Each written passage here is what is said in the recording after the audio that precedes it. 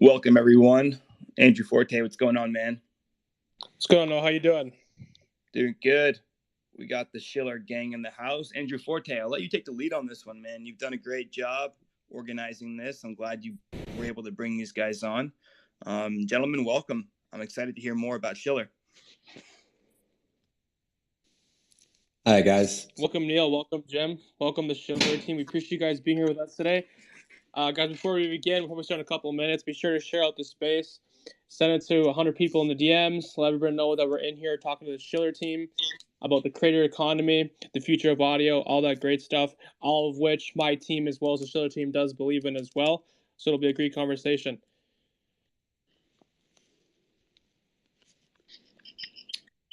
Absolutely. And I don't know who's on the Schiller account. Just make sure you mute the mic so that when you're not speaking, so there's no feedback. Come on, Sam. Get with it. Sam, are you on the account? And gentlemen, before we get started, do you want to give a quick background of yourselves, your origin story, your career trajectory, and how you ultimately made that leap into Web3?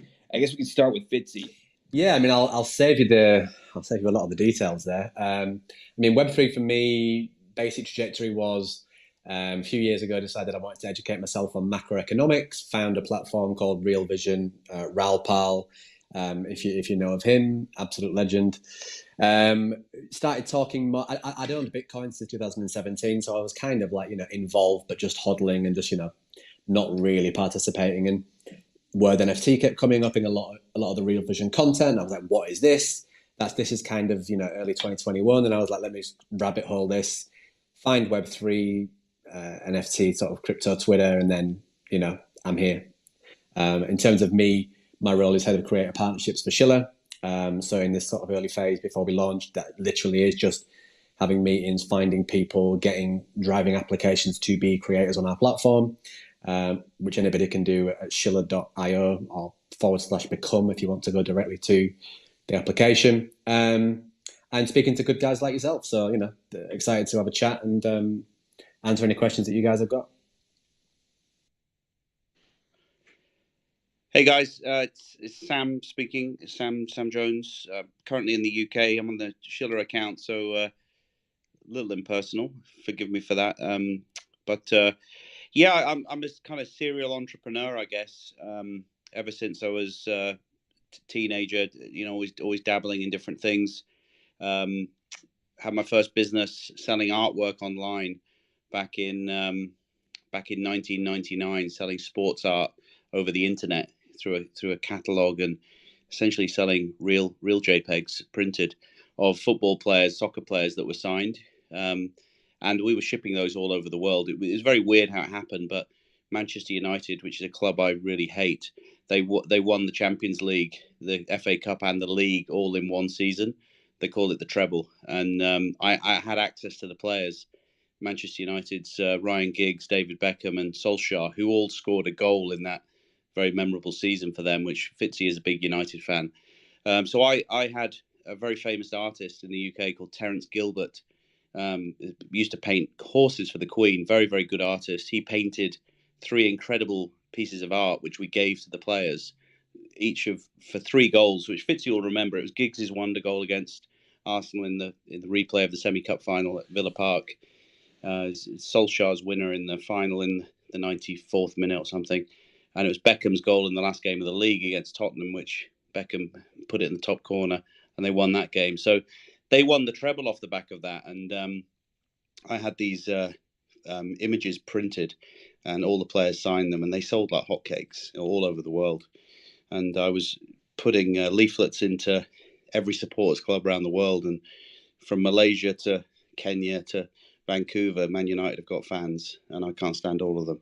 But they did pay me a lot of money to sell their artwork, so that was good. So, and then straight after that business, we never could repeat the peaks of a global football team with their greatest ever moment. But I then joined a company called Accenture, which was Anderson Consulting back then, year 2000, and straight out of uni, and I was there for a few years. Worked in supply chain and e-commerce, which was just as fate would have it, and did that for a few years, and then moved to Sydney, spent some time in Singapore, Hong Kong. I was in Asia for a very long time, and that's how I sort of learned about video commerce. Yeah, then more recently, I did 10 years in Asia in the world of financial markets headhunting. So moving bankers from bank to bank, Deutsche Bank, Credit Suisse, Morgan Stanley, things like this. So great years in Asia doing that, building a really good network. And I don't know if anyone on the call's ever been to Hong Kong, but in Hong Kong, where I spent most of that time, it's a great place for raising money. Like, people fly in with a great idea, technology, or endless amounts of ideas, and they raise money over a period of 2 or 3 days. So I used to put small amounts of money into companies and that were passing through Hong Kong. And of course, every company you put money in never seemed to go anywhere. The founders would all come back a year later looking to raise money. But that got me interested into lots of different forms of technology. And as an entrepreneur, at heart, having done that stuff earlier in my life, and then having this experience in Hong Kong where you meet so many founders that some work, most don't, I decided it was my time to build some technology. So 10 years ago, I left headhunting after a great run and started building tech companies. And I'll pause there because I don't think anyone thought I'd talk this long, but for the last 10 years, I've been building a few different types of tech. But in a way, they're all touching on themes which I think are very relevant to where we are now with some of these solutions we're seeing in Web3. And I learned something from all of them. But yeah, that's the background. But I'm sure we'll talk about some of those findings, further into the call. But yeah, great to be here, guys. Appreciate so many of you being on the call, and yeah, looking forward to it. Thanks, Sam. We appreciate your very nostalgic, how can I say this? Point in time. Nice walk through history. Jim, what's going on? I love your mutant. Thank you, Andrew, and hello to you, mate. I hope you're doing well. Yeah, look, some of you already know me in my sort of capacity in Web3. It's much the same as what I've done in Web2, which is kind of work as a connector of sorts, as a fixer.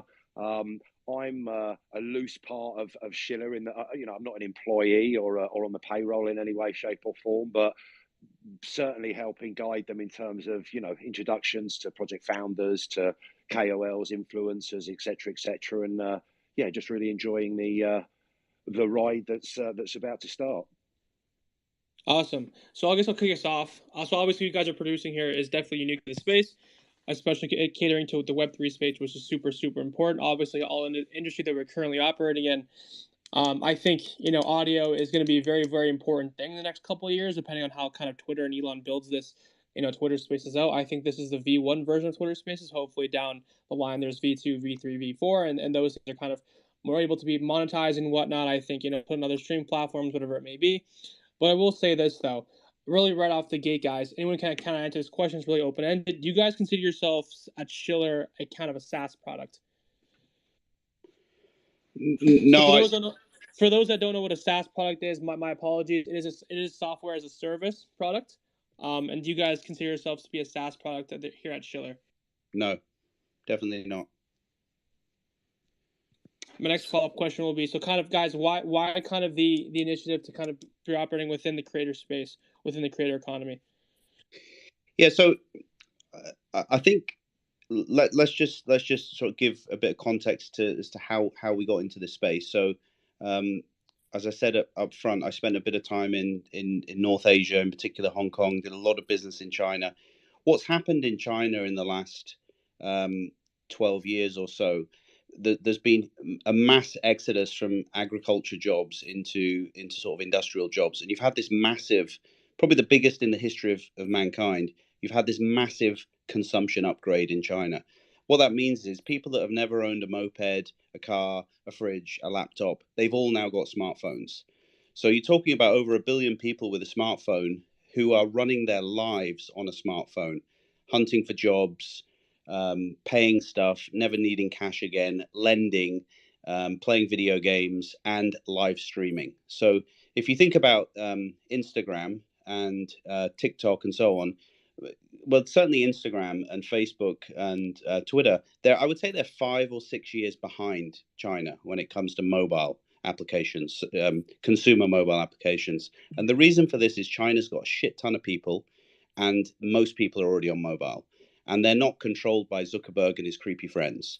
So you've got this massive competitive tension in the market, powered by companies like Tencent, who are largely there to largely they're supported by the WeChat platform. So what that means is, in the last 6 or 7 years, there's been a massive rise in the use of video application for people to broadcast themselves.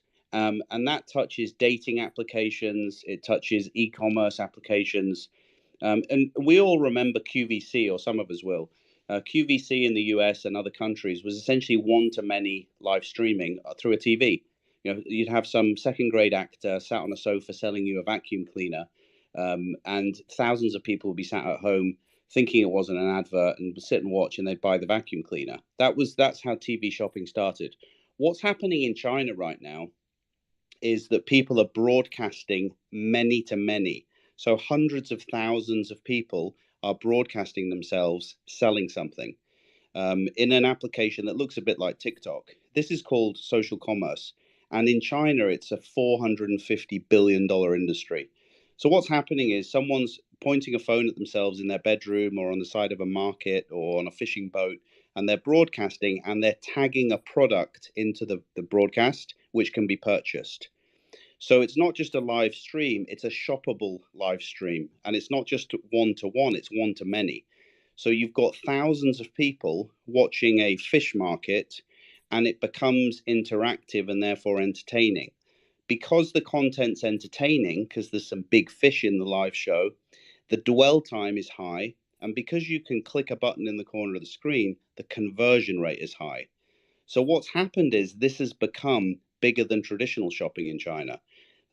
As it's $500 billion last year was done through this form of commerce, entertainment or social commerce.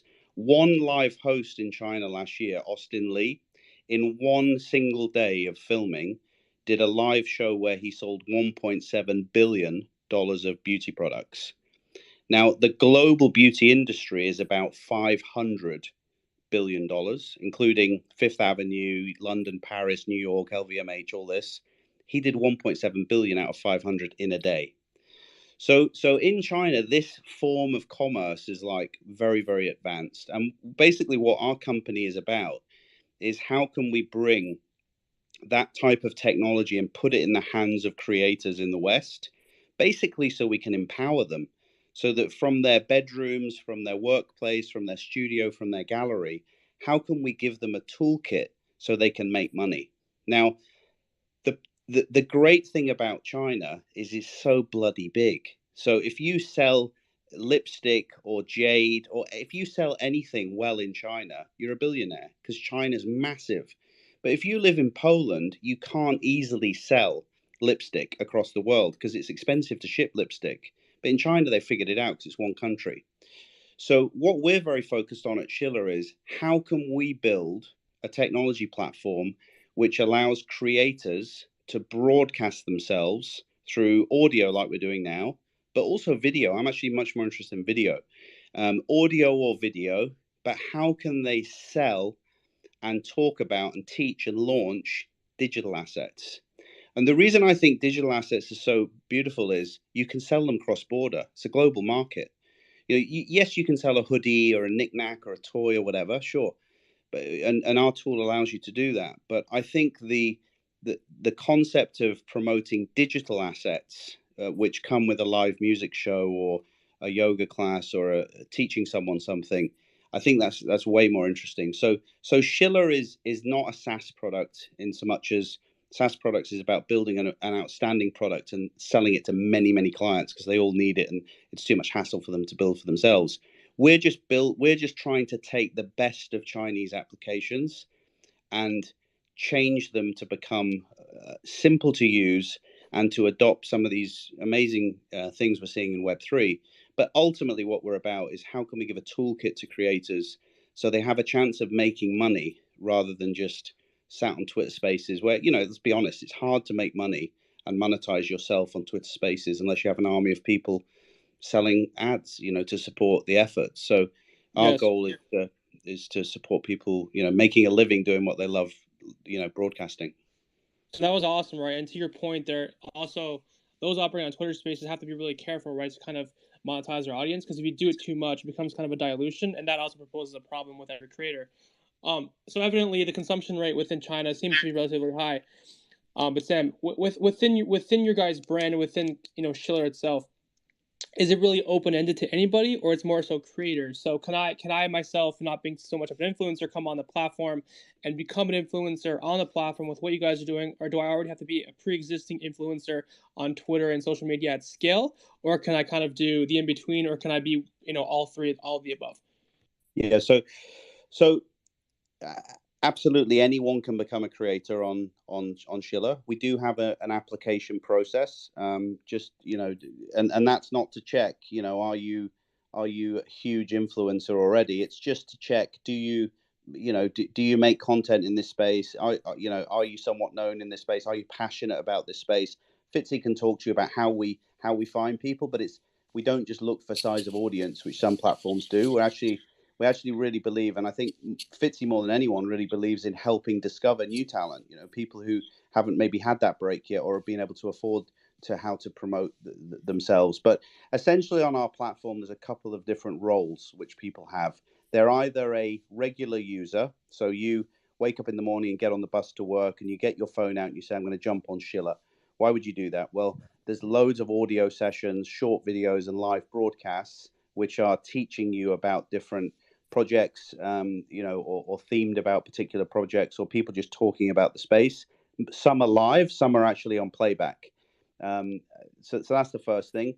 And as you watch that content, you can send a tip, like a virtual gift to the host, which is a way of encouraging them and supporting them financially. The second thing you can do is you can buy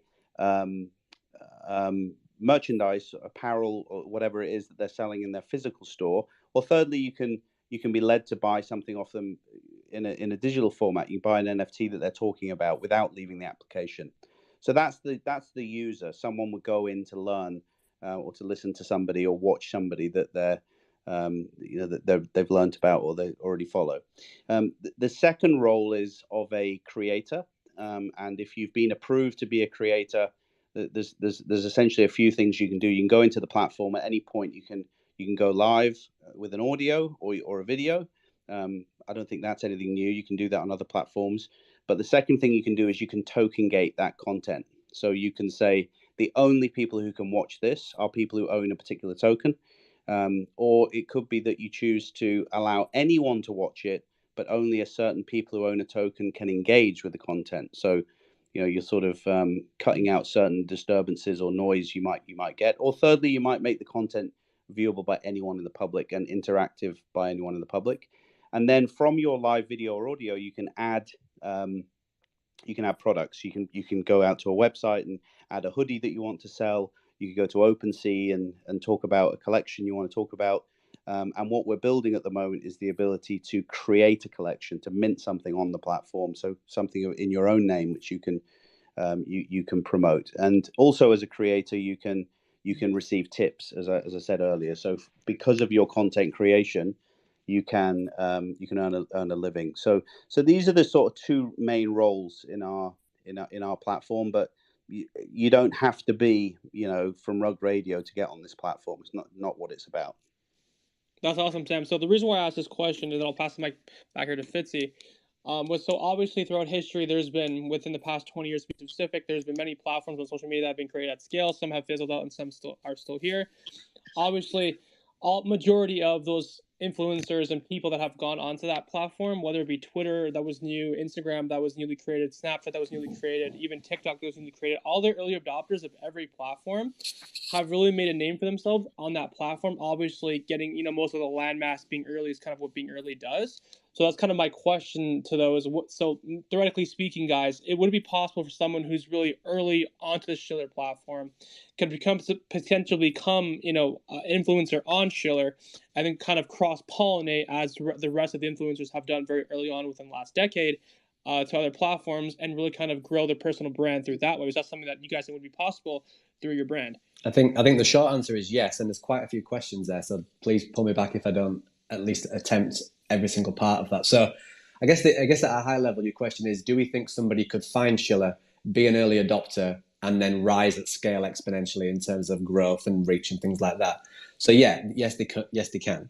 Why can they do that? Okay, so if we think about the difference between, well, in fact, let me start by saying, this is the same as any other platform, right? It's going to look different. It's got a different name. Maybe it's with us where we're attracting ourselves to,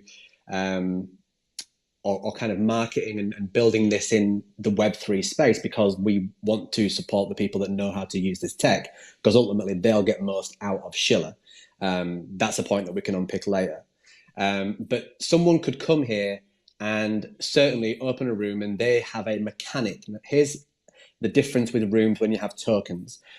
We all know how open editions work. So the idea of kind of gamifying attention and sort of distilling attention down. Well, there's no reason why you can't do that with Schiller. So you can create tokens before we launch it. I'm making 2 points. Let me finish this point. So you could have existing tokens that you could token gate with now to do that, right? You could be launching your tokens in the same way that you do via a manifold or any of these kind of sites. And then gamifying attendance in the same way that POAPs do, right? We already see behavior done in that way. Once Schiller has the ability to do minting on platform, and let's just call these things access tokens for creators. So once I'm a creator on Schiller and I can say, okay, today I'm going to go live. How many tokens do I want to mint? So i.e. how many people can come in? Okay, I only want to allow 500 people to come in. And here's where the money comes in. How much do I want to charge for that? Because I'm going to do something cool here to drive up my reach, to drive up my brand, to drive up the engagement and the entertainment for the audience, most importantly, right? Well, I want to charge 99 cents. Okay, so you just made $500 basically. But if you come and attend XYZ of my rooms, then that'll mean you can burn those to do X, Y, and Z. So I guess at a high level, what I'm saying is you can gamify access to rooms through Schiller. So when people realize they can do that, and guess who's going to realize that first? Web3 creators, because they understand how this works. Whereas a standard Web2 creator might think, oh, cool, well, they're just tickets. I don't really even need to know that it's an NFT. I don't really give a shit. Well, that's fine. Do that, make the money, and do no more. But we have seen the kind of cool shit that can be done if you gamify things. So waffling a bit, but gamifying attendance of rooms. And by the way, the content still needs to be great. Like no one's going to come and especially pay if you aren't doing cool shit in your rooms or having interesting insight in your rooms. The rules of content never change. Do cool shit or no one will come. The end.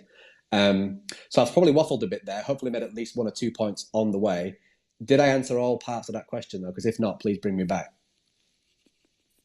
But yeah, I appreciate that response. So essentially to me, it's like this, right? Like, so ideally, if I want to become a quote unquote influencer, I would come on the Schiller platform, majority of the landmass up, obviously create content at scale and, have lots of that volume. I think creating content, good content is one thing, but I think doing the right things repeatedly over a course of time and at max volume is really kind of what makes a difference. Because a lot of people in this space are creating great content, but they're not doing it in such mass volume. I think that's kind of where they're missing out. But essentially here, question for you guys again, obviously creators, influencers are fantastic for the space, whether it be in the macro or the micro of that space. I also think in the next 4 or 5 years, I have a personal prediction here that brands really are really going to go maybe the less off the TV route, the less off the streaming route, but more so on the route of kind of getting influencer or an influencer kind of attached to that brand and letting them kind of lead that marketing wing. We kind of already seen that right now. Do you guys foresee a future where maybe brands also start using your platform opposed to kind of just the influencers themselves? Because I think brands now are starting to kind of look to gain more influence opposed to just kind of posting on stream or on TV, on radio, whatever it may be. And I think influence really kind of moves the world forward. It is really a really powerful thing aside from just having capital. So do you guys kind of see brands using your business model, your platform aside from just creators and influencers? Yeah. So let me just finish off. I have one thing to add on the previous question. So when you look at Chinese mobile applications, the ones that make it do so because they have a virus inside, not the one that came from Wuhan, but they have a virus that allows it to spread across China very, very quickly. And an example of this is a company called Pinduoduo, which means or PDD, is a company that started 6 or 7 years ago in e-commerce. And if you'd have said to anyone 6 or 7 years ago in China that they're going to launch an e-commerce platform, people would have thought you're drunk, because it's already got Alibaba and JD. These are beyond giant companies. But Colin, who founded PDD, said, no, I think there's a better way to find users. Now, the cost of finding users in China in a tier 1 city is about $100 per customer. That's the cost. So he said, why don't we sell iPhones that are typically $1,000? Why don't we sell them on our platform for $1,000? And someone said, well, so what? He said, no. If you buy with a friend, you both get them for 900. And if you buy with 3 friends, you get them for less. So what he was doing was passing the cost to acquire the customer, he was passing it on to the user. This is a virus. So PDD today, 6 years later, is the largest e-commerce platform in China. And if you buy with a friend, you get stuff cheaper. And now you can go on PDD and buy in the thousands of people together.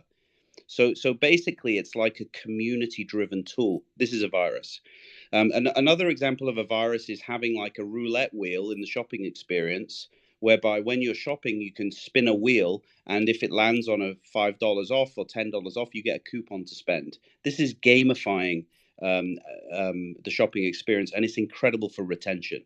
And retention is what makes or breaks an application. So I think the virus of Schiller, how we pass on the benefit to the community to bring the community, is very, very important. And I think for us, the creators are hard to find, good creators. But if you say to someone, if you help bring 5 more creators and we give you a ledger device, suddenly everyone's aligned, and people will go out of their way to find 5 creators that get accepted. So we think about this stuff a little bit. The second thing is the tipping is so important, not because it allows people to get paid, which is important, but if you have tipping daily and you can see statistics about who's receiving $10, $20, $30 tips during a show, you naturally form a leaderboard. So if you go into Schiller, you can see which creators on a daily or weekly basis are earning the most tips. Now, that's a great way to get discovered if you're a little person, who want, because ultimately high quality content will rise. But you can measure that through a league table, and that doesn't happen on Instagram. That's not how it works. You get promoted based on all kinds of other things, usually by putting money in Zuckerberg's pocket. But if it can be based on the community saying this person's good and so on, then people will elevate and be discovered, even if they're not big folks from the off. In terms of your question, do I think brands will step into this space? 100%. I think for us, the live video broadcast is super important, and the token gating is very, very important. So if you imagine I know there's somebody in the room who loves Barber, Barber jackets and stuff. Imagine that you were a Barber customer, and you had, because you bought a Barber coat from London some years ago, you had an NFT. Imagine there was a fashion show in Paris and they sent an invite to everybody with an NFT, and they said, come and join us for a fashion show, a discussion with the designers, and gateway into the party. And it was all through live video, and it was rewarding the existing customers. So I think the two most important features of brands are going to be the token gating, and is going to be as well the live video. And I think live video is just going to be an expression of the brand on steroids,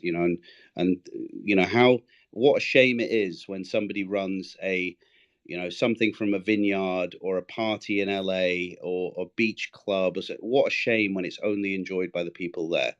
And if you can use live video to take people into that environment, virtually, if they own a token, I think for brands, that is just an incredible thing. So I think maybe not in the first year, but I think beyond that, there's going to be a huge amount of opportunity for brands and for people who consult to brands, more importantly. I completely agree. Go for Jem. Sam, just to jump on the kind of user or creator experience a bit more. Can you just give the guys a bit more of a rundown? And was it Austin Lee? I can't remember the name of the guy that did the kind of 2 billion in one day, but what was he doing before he found the app and started producing this type of content? Just so that the guys can get an understanding of, you know, that kind of 0 to 60 journey that's possible with this kind of toolkit and tech. Yeah, so Austin Lee, otherwise known as the Lipstick Brother, he's in his 40s now, but he used to sell beauty products in the equivalent of, you know, Boots in the UK and, you know, the Walmart beauty counter, you know, like a main street beauty counter. He was earning less than $10,000 a year, and now what he does, he speaks for 2 to 3 hours a day, and he talks into a phone or a camera, and he'll walk through 50 to 100 products that him and his team of, let's say, 20 or 30 people, there's a huge team now, that they've selected, small brands, big brands. And here's the key: he gives a very, very honest opinion about the products. He will never say this moisturizer will change your life if it won't. He just doesn't do that. So because he's authentic and he's hardworking and he has access to deals, this is why he's doing, you know, if you type into Google Austin Lee, LI, 1.7 billion, you'll see an article all about it. But this is how he does 1.7 billion a day. He's essentially, instead of speaking to one woman or man at the beauty counter selling a product, he's speaking to millions concurrently, and people can buy as they watch him. And therefore, he's become the most powerful person in the beauty industry globally. 50, you got it, man. Cheers, mate. Yeah, I think it's kind of maybe back across a few of the questions, but it's the first point is back to the question of brands. So yeah, we don't believe in 2 weeks' time that we're going to get a knock on the door from Nike saying, yeah, we really need to get that Schiller creator account. However, what we do know about Web3 and just the way that everything is going generally, but powered by Web3 tech, is the aligned incentives. So maybe because Nike don't have a Schiller account or Ledger don't, well, Ledger probably will, to be fair, but like just because a Nike or a Louis Vuitton doesn't have a Schiller account straight away, it doesn't mean they won't be interested in the creators who promote their things. I actually read a really great post and was sort of commented myself on this guy on LinkedIn a few days ago, a guy called Luke Hodson, and he was talking about the idea of like social graphs shifting to like interest graphs. So, i.e., what are your passions? And you know, brands need to post content basically that their customers are passionate about, not just sell. So that authenticity, the word that Sam just used, right, is so key. Again, video helps authenticity 1,000%. But brands need to understand basically what you're saying, like customers beyond the demographics and through the lens of subcultures. So culture, authenticity. So what my point was when I was replying back to this guy was every single person within a community, right, whether that's Web3 or what becomes just the web, right, they're a walking salesman or advocate for the brand of choice. Look down this room, 500 people generally rocking a PFP. So the behavior is robust. We're living it, we're doing it right now. Social commerce content increasing as per China, as per what Sam's saying, as per Schiller and what we're doing. These brands are going to want to recruit, i.e.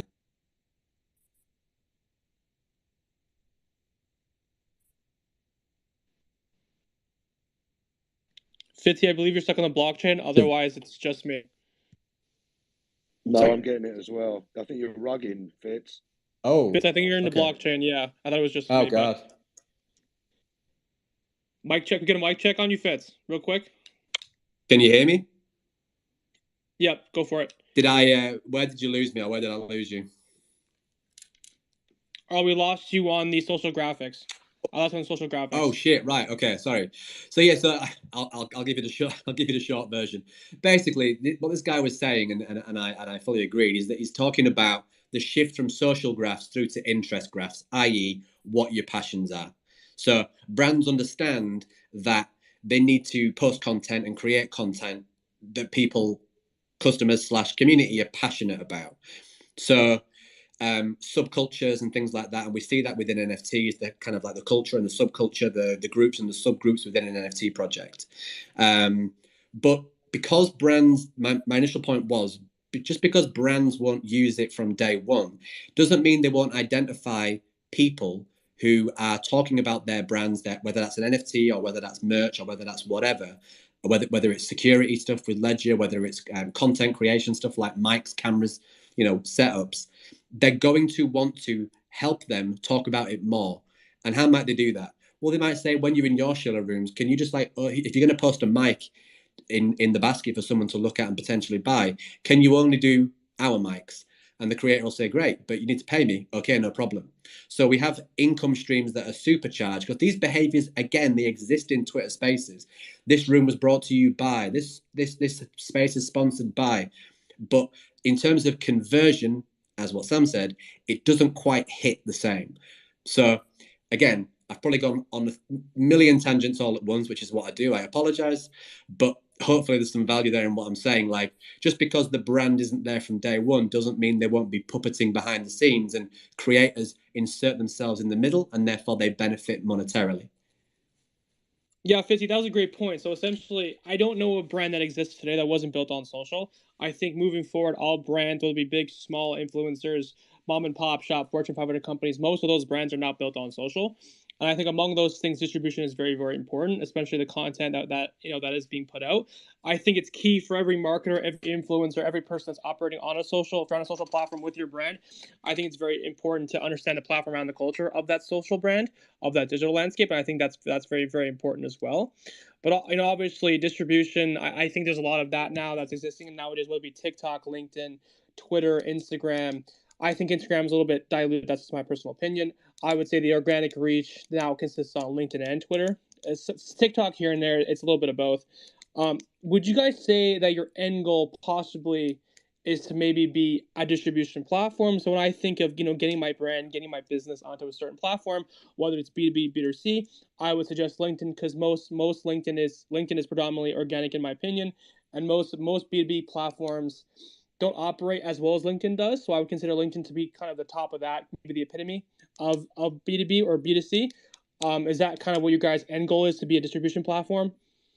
I think the eventual breakup of large social platforms is into highly passionate and engaged communities. So if you think about Instagram and TikTok, there's a shit ton of content. I think there's like 1 billion videos a day are created on TikTok. It's a lot. It's a lot of stuff to get through, and I think what you're going to see is lots of smaller communities being formed about where people are passionate. So an example might be Whatnot in the US and other markets now, which is a video-based community for memorabilia. So Pokemon cards, comics, baseball trading cards, and so on. These are people that previously gathered at conferences and were on YouTube and Instagram talking about their baseball card collection, and then they go to eBay to transact. And what's happened is all of those things have folded into one application where you can watch videos and look at people's Pokemons or comics, and you can buy them with a click of a button. And if you're into that, if that's your thing, that's a great place, because there's no interference. You're not seeing people throwing cats out of windows and other stuff. You're just watching baseball cards, which is your passion. So I can very easily see a world where there's one of those for wine, there's one of those for people who love to buy and trade Rolex watches and the like. And I think if your passion is digital assets, or connecting with customers or followers through a digital asset, I think this is really going to be a platform for that. So I don't necessarily think we're going head to head with some of these larger platforms. I just think that focus brings a lot of power. That was great. Narrow your focus. Obviously, I think that's great. Focus brings a lot of power. Noah, do you have any questions? Yeah, so I think you did a great job, Andrew Forte, covering all bases. One of my questions, and this has been answered a few times, would have been how you guys are planning, because this model already exists in TikTok. It exists in you, and just let me kind of articulate what I mean. This model exists in YouTube as well now, with the live streams, as well as Instagram. I know it's a bit different, but at the same time, I was very curious to know how you guys are planning on competing and capturing some of that market share. And you kind of expressed this earlier by integrating these Web3 components, by tailoring it specifically towards people in our industry, you guys are going to start there and then hopefully be able to, convey the unique value prop through those users and ultimately start to capture some of that TikTok and Instagram market share. But I would love to hear it in your own words, or correct me if I've missed anything. I think it really just comes down to the feature set. I think Twitter Spaces is super interesting because it's community communication, like we're doing now. But I think it's really the very, very early stages of this type of technology. I think, unfortunately, I can't see any of you. I can't see where you are. I can't see who you're with, what environment you're in. I can't learn sort of visually anything apart from the odd little emoji. Secondly, I can't buy anything, that you may have created or be part of. Thirdly, I can't token gate this environment, so I can't be a bit more intimate.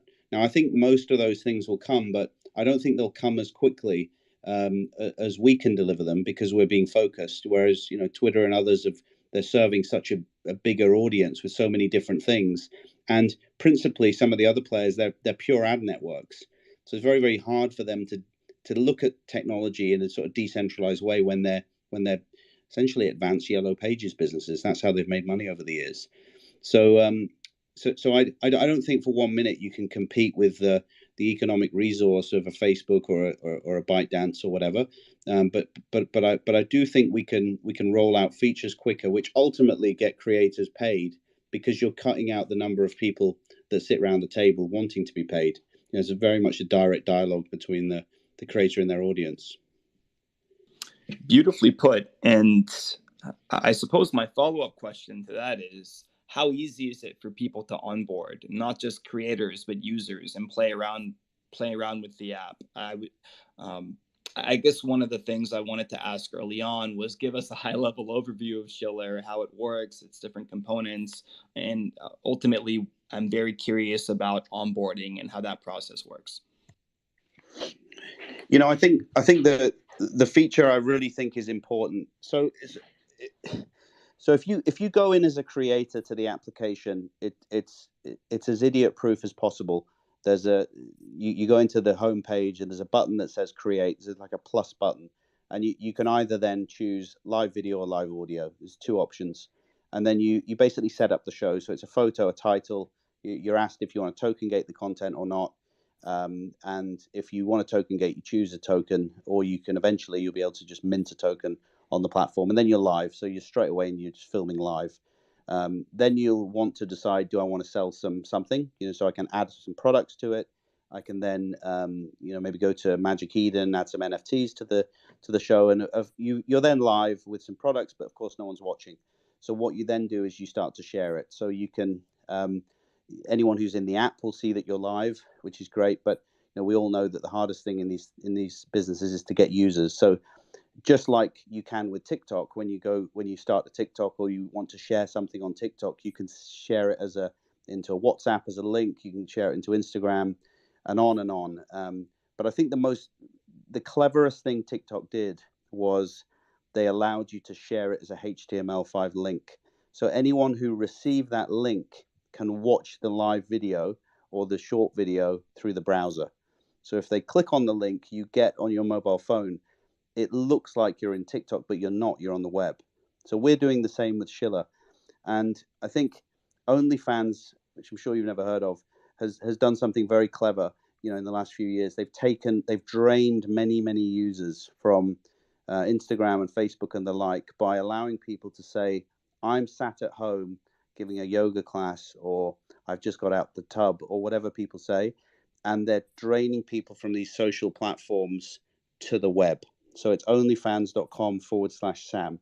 And if you click on that, you go through to the browser. So this is super important in terms of something's ability to go viral. In terms of onboarding, our goal is that you get creators who can very easily create and very easily share to people who don't have the app yet. But they dangle enough incentive by saying, I'm live in this location and I've got this incredible digital product or real product to show you, and you just need to click the link and you'll be in the web. And then from the web, there's a button that says watch in the app. And that's a deep link that takes people there. And then we've got them in our ecosystem. So that journey is very important from web to the app. And if you look at China, they do that through WeChat. That's essentially how these live shows have become so big, because they can just spread very, very quickly. And people can get the word out that there's something big happening with a brand or a creator or a deal, if you click on this link. And from a user perspective, once you're in the app, you're just watching a live show or listening to a live like we are now. The difference is there's just a few other interactions like voting, like split screen, like shopping, like tipping, and we hope to add some more stuff to essentially enrich that conversation. Sam, that was awesome. And we're happy to pin anything up top for you guys to kind of maybe allocate some people here who want to try out the platform. If it's go time, we're happy to put that up top. But Sam, I do have another question kind of to what Noah said a little bit. Do you guys have any current influencers that are operating or going to be operating that you guys can obviously disclose publicly on the Schiller platform within the next, let's say, 6 to 12 months? Sorry, can you just say that? What was it, about 6 to 12 months? Sure. Do you guys have any influencers, current or future, that you guys can publicly disclose that will be using the Schiller platform within the 6-month time frame?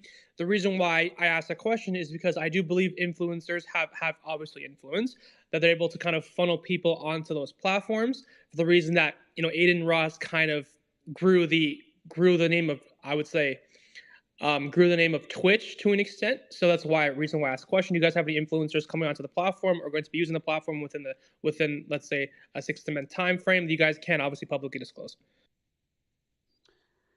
Yeah, I mean, I think Fitzy will have a more accurate number, but I think we're at sort of, just to share with you the journey we're on. I think we're over 300 approved creators, which have been, handpicked or approved by our team. And they certainly haven't been chosen based on the size. And I think we'll probably take that to sort of 500 to 1,000 creators. Really, the stage you're at, once you're live with that number of creators, you're really trying to understand kind of 30 and 60-day retention. So how many of those people are enjoying the content creation that we offer, and how many of them are returning? And if they never return, you've got a rubbish app. If they keep coming back, you're doing something right. But really, you're looking at what's the rate of retention of those people. As soon as we're comfortable with those numbers, then is the time to say, let's spend a bit of money, bringing in some more people. How do we take it to 10,000, 30,000, and then how do you get that big name that's respected? That's going to do some of the things you've just talked about. But I think blowing your beans too early on some of these bigger names can be a mistake until you figured out the retention model.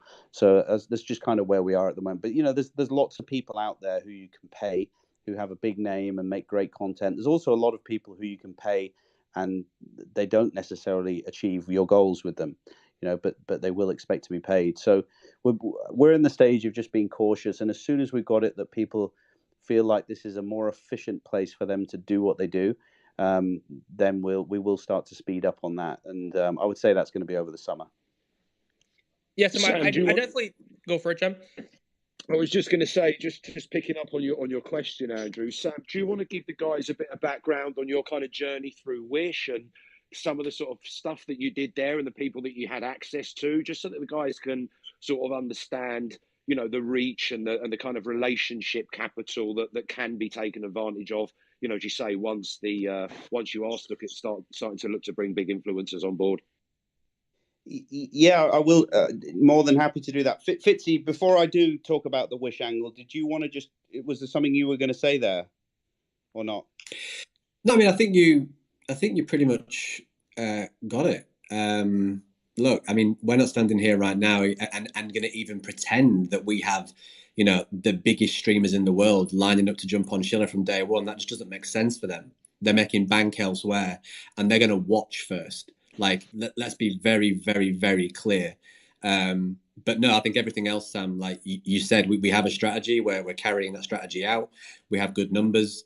I mean, I can be more specific in terms of the numbers. Yeah, we're certainly over 300. We've had in the last 72 hours about 600 applications.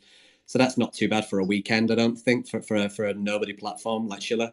And what is that, Fitzy? Is that project founders? Is that normal creators, existing KOLs? Is that like a broad?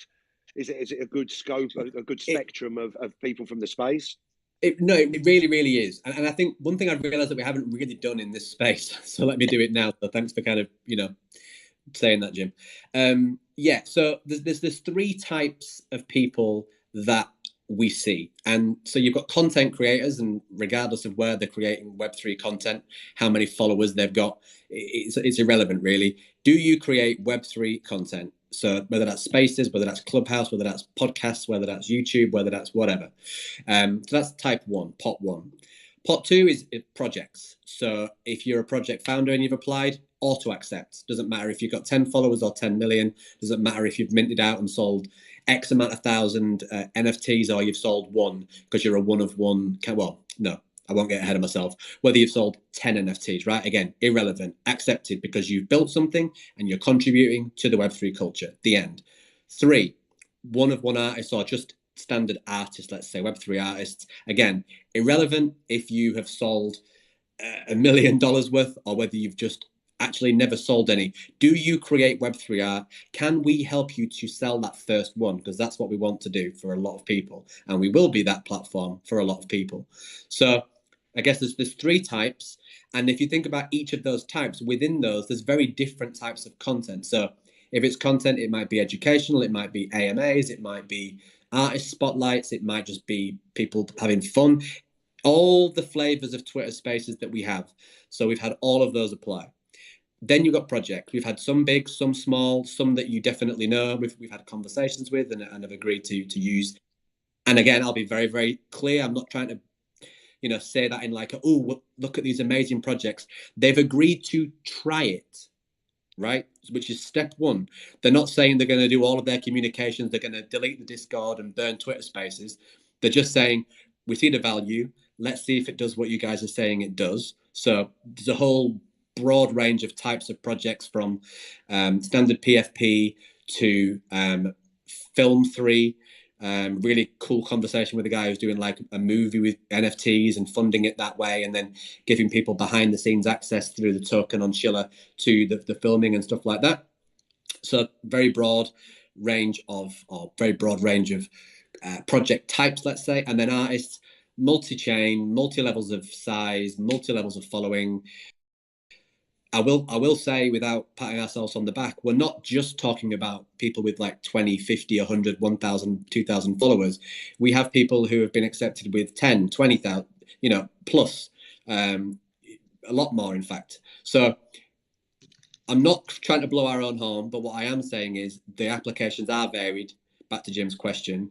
And although Mr. Beast isn't signed up to use this yet, we have very respected, very high quality creators who have said they're going to use it and try it, which is step one. If they don't like it, that means we failed, which we don't intend to do, FYI. Again, long thread, long tangent. I'll stop, but hopefully that answered at least one of the questions. Yeah, Fitzy, that was awesome. So essentially the funnel has been created on behalf of Shiller, which is obviously step one, and then the other steps of the funnel I'm sure you guys know very well.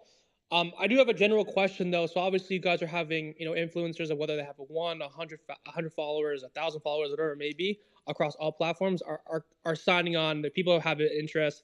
That the step one in the funnel has been, demonstrated. The KPI has been hit, which is fantastic. Congratulations to you guys. Do you guys think that the success of the creators on the platform and them to be consumed within the platform is relative to their success on the platform? Does that make sense to you guys? I.e., how good they are. We'll only be as good as the creator. Fitzy, let me phrase this if it helps out. Do you guys think the success of your platform is super relative to the success that the influencers and people on there have on the platform?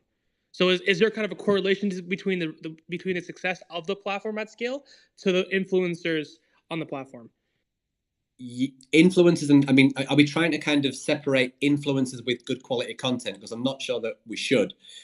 I would say absolutely yes. There is going to be a direct positive correlation between the quality of content on our platform, how sticky our platform then becomes to the users, and our growth as attracting income streams for that. So absolutely, I think the answer is absolutely yes, unless I've misunderstood the question. Yeah, that was my question. Essentially, I don't know if people would go on to Twitch or go on to Twitter or use LinkedIn or use TikTok or use whatever distribution platform we're talking about if the notion of it working hasn't been already preset by the pioneers. Like, to me, it wouldn't make any sense if, hey guys, let's go on LinkedIn, but we don't know if it's going to work. Whereas we know it works on a B2B basis, so now let's go on that platform, which is kind of why I asked you guys, do you think the success of your platform at scale from a user perspective is really relative in correlation positively to the success of the people on the platform, whether it be 100 followers growing to 10 followers or 10 growing to 100, whether it be 100 growing to 1,000, 1,000 going to 10,000, whatever it may be. But I believe that there has to be success of those users, whether it be at a macro micro scale, has to be success there for this platform to scale up forward, in my personal opinion, and I absolutely agree with you. Yeah, quality. If I wouldn't go shop in a supermarket if it sold shit produce, so why would I go to a streaming platform that had shit content? Correct.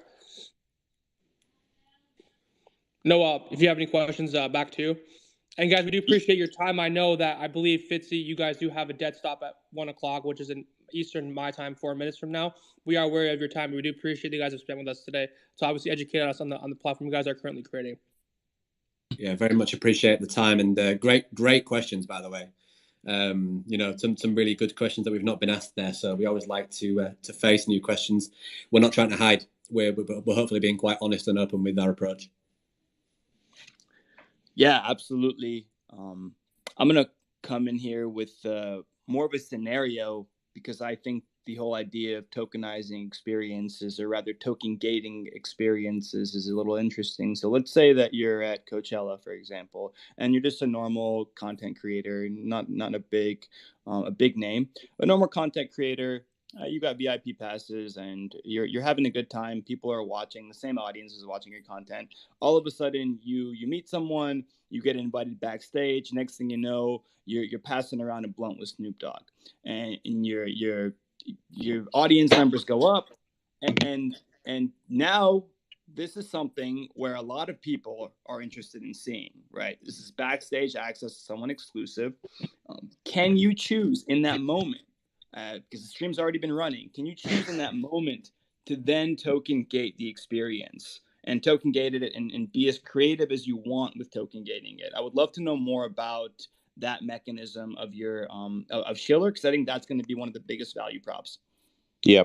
So let me tell you where the technology. I mean, firstly, guys, just to give you a bit of background, we've been building these type of video commerce technology platforms for the last 3 years.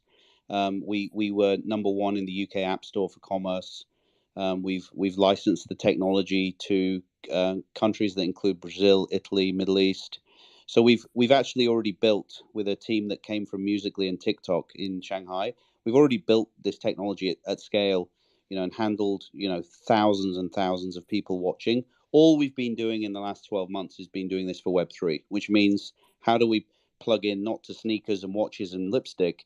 How do we plug into marketplaces? How do we use wallets? How do we bring in token gating and so on? So we're pretty. We know our way around live streaming commerce applications, and you can see that we've done this under a company called 5os.com, and that's all part of it's all part of the same group. When it comes to Schiller, we've been building these features, and where we stand right now today, we already can go live with audio and video. You can sell products from approved websites, and also you can push out to marketplaces, all the big marketplaces we know of, and people can connect their wallet, and you can token gate content. Now, the two big features that are coming for us in the sort of coming months are, number one, virtual gifting, which is tipping. So how do I watch someone and say, you know what, this person, I'm not going to buy anything from them because they're not selling anything, but this person's really put a lot of effort into the show, and I know they've got to buy their dinner tonight, so I'm going to send them $5. How does that exchange work? And the tip, how much of that tip goes to the creator? And the majority of it does with what we're building. But we also set aside some for our dear friends at the Apple Empire, which is kind of compulsory. And then we also set a small amount aside for whoever recommended that creator, because that can become important. If you've recommended 10 great people and you're earning from it, that's a great way to encourage you to bring more. But the majority of that tip goes to the creator. So this is the tipping piece we're building, or virtual gifting, we call it. The next piece we're building is the ability on the Schiller platform to, from a self-service perspective, to create a token. So maybe I'm at a Super Bowl party the night before Super Bowl, and I want to go live. I'm at the Fanatics party, and there's all these people are here, and I want to go out to all my Fanatics customers and say, if you have a Fanatics NFT, you can join with us. We're going to interview all the players from last season's Super Bowl. So all you would do there is, on the fly, you would create exactly as you say, we give people the flexibility to just create. So I want 20,000 tokens, priced at whatever. The revenue this generates goes to this destination. Could be a charity, could be free of charge, could be split between agents, whatever you want. Chain, whichever you want, with it, from a predefined list. And then you basically market it. So you basically say, anyone who wants to join the show, you can buy one of these tokens, and if you buy the token, you'll get access to the content. So clearly that's an amazing opportunity for people who are in education, if they want to teach something, or tourism, if you want to share something where you are at a particular time, or just entertainment, going live from a movie set, or going live with a live music broadcast. And I think the ability to create something, you might not have an NFT collection, but if you could create one for a specific moment in time, that allows you to control the access and get some revenue, I think that's very, very powerful. So that's just to expand on the token gating, Sam. I know we spoke previously. Is it still the plan to have kind of the multi-level token gating? Do you mean multi-level, where you can say you have to have two tokens? You have to have it in order. No, I remember previously we spoke about the token gating. You could, if you didn't have a token, you'd be able to listen potentially, but not actually interact with the show. Yeah. I mean that's there's essentially three types of content. The three types of token gating. One is totally public, a bit like this that we're on now. Anyone can listen. You don't need a token to get in the gate or through the gate, and potentially anyone can type the text, and interact. The second form of token gating is where you say anyone can watch or listen, but only people who have the token can interact. So you can't even apply to speak, you can't vote, you can't shop, you can't type unless you have a token. This is like the midway. And then the final one is fully token gated. So you can't even get in the room. You can't even watch that Fanatics live party, Super Bowl party, unless you have the token. It won't let you in. So these are the three different types. And I think they all, they all have a certain value. I think if you're a brand or a project, actually the middle ground is quite interesting, because you can show people what you're about. You can show people the tone of the conversation, how the community speak, and they might then say, I want to be a part of this. I like this group, and therefore I want to interact with it. So I need a token to do that. So these, and then there's just when you think you've thought of everything, there's always someone who says, could you do it where you need this token and this token, or you get in if you have this token or that token, so, but they're all quite simple to solve. But I think, to your point, the question you brought up a minute ago, sorry, I forgot your name, but I think the ability for brands and individuals to create stuff and on the fly mint something that is protecting that content, I think that right there is the best thing we can solve for. And of course, if you've got lots of people creating different types of token like that, social tokens, if you will, or digipasses, we can then aggregate all of those in a form of marketplace, Schiller marketplace, which are really just gateways to experience.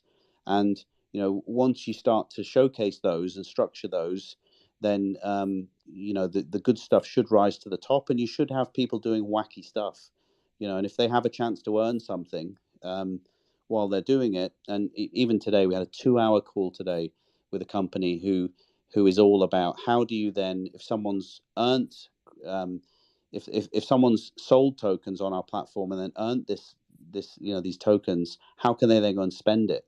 So what's the most efficient way from Schiller that you can walk into Starbucks, McDonald's, or Foot Locker and buy something from Schiller? And there's companies around now that have solutions for this. So really, you're talking about content to payment in a single app. How do you perform to shop or perform to pay? Really for a lot of people, that's life changing. If you have a mobile phone and an internet connection, and if you can, whatever your gift is, whether that's teaching or performing or whatever it might be, if you can do something and share it rapidly, through the internet, and people can come and watch, and then there can be an exchange through tipping or people buying that token. If that gives you the chance to buy, whatever it might be, that's the most exciting thing we're doing. And some of the companies that are in that payment space that are literally like Apple Pay, but for taking crypto in an application into like a paid transaction. I think that is potentially, incredible what's possible. Sam, I know the guys, I know everyone's kind of going to be wrapping up soon. So last thing from me, you've got a really interesting and well-known co-founder. Can you tell us a little bit more about him and the relationship? Yeah, I was very fortunate to spend 3 years or just under 3 years with a company called Wish, wish.com, based out of San Francisco. Wish was basically is a mobile shopping application selling mostly unbranded consumer products from China, direct from merchants to consumers. So I'm sure more than one person on this call has bought stuff from Wish. Our best-selling product ever was a avocado slicer, sold for about $1. Sold millions of them. So unbranded stuff, which could be gardening tools and I'm sure we've all had a horror experience, buying something from there that didn't turn out to look like it did in the photograph. But anyway, I was in Wish. We were selling 2 or 3 million products a day. We were a very, very prominent customer of Facebook. And part of my role was, how do we elevate Wish as a brand? How do you move away from this low-price Chinese product? How do we make people think this is a brand that can be trusted and is actually an American brand, not a Chinese brand? So we sponsored quite a lot of things, whether it be the Joe Rogan podcast, UFC, soccer teams, and we also sponsored the LA Lakers jersey, the NBA jersey. And that was something that was very much part of my role, was to manage the LA Lakers partnership and others. And when I was at the Lakers games, one of the things we used to do was try to use celebrity to really amplify this Lakers deal we had. Nothing better than an American celebrity to make people think you're Americans. So, of course, around the LA Lakers court, you've got Chevy Chase and Jack Nicholson and Kendall Jenner and all these people. And Snoop Dogg, is obviously a huge Lakers fan.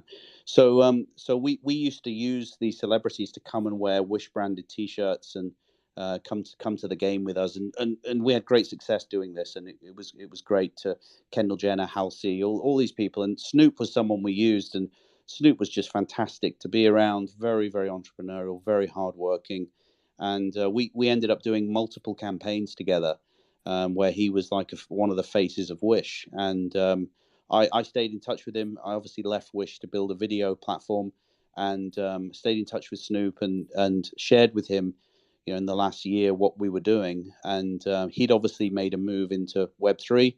He's very passionate about what that meant for people doing things on their own terms. Essentially performing and running their career on their own terms is something he speaks very strongly about. And I think as soon as he saw our video commerce technology, he said, we got to do something for digital assets with this, So last May we formed the company, and we took all our tech and we folded it in, and we said, let's build this entity to try and serve creators better, and we were talking about how in Twitter so often you're in these type of conversations and people say no shilling in here, guys. Welcome to the Twitter Spaces, but please no shilling. And we thought, what about if there was a platform where it was okay to do that? It was okay to promote stuff and talk about what you're passionate about, and so we decided to call it Shiller. And we took a little bit of time, but we managed to find Shiller.io. And then on Twitter, we really wanted to get the handle Shiller, and it was owned by a lady called Sharon Hiller in Nevada, and little did she realize she had such an amazing handle. So we had to track her down and convince her that we should own it, not her, and we came to an agreement. So that was really the start of it, and since the summer we've been obviously building the application, trying to really tweak everything we've built before, and try to achieve some of the things we're talking about today around content combined with digital assets. So but yeah, we're super excited about what we're doing, and can't wait for you guys to doing some calls like this on the Shiller platform rather than on here. Yeah, I would love to. I mean, that's super exciting. And I was planning on messaging you guys after the broadcast to figure out how we could potentially get on there and play around with all the awesome features. I love the token gating concept and everything else that you've articulated, Sam. It's been incredible. Fitzy, go for it, brother. So on that point, no, just DM me, mate. Obviously, we're connected anyway. So just in terms of, wanting an account, then, don't worry. And that's my only final point that I have, really. So I mentioned it right at the start. Where could you apply for a creator account with Shiller to get the early access? And that's Shiller.io, more specifically Shiller.io/become. And all I would say, because I can't say too much about the certain thing that Sam doesn't want me to say too much about, but what I can say is during the application flow, what you will see is a wallet address field. And it might be a good idea. You don't have to, no one's holding a gun to your head, but it might be a good idea to give us the wallet address, as there might be a reward if you are, an early adopter of Shiller, let's say. So yeah, just you can apply there, and if there's a bit you see where it's give wallet address, you might want to do that. How does that process work, Fitzy? If I apply today, what's the next step? What happens? Okay, so you go to the website, Shiller.io, and you apply, and then that comes through to our team here. We would check to see if you are one of the, as I mentioned earlier, the sort of 3 types of people that we'd like to be on our platform in the first sort of month or two.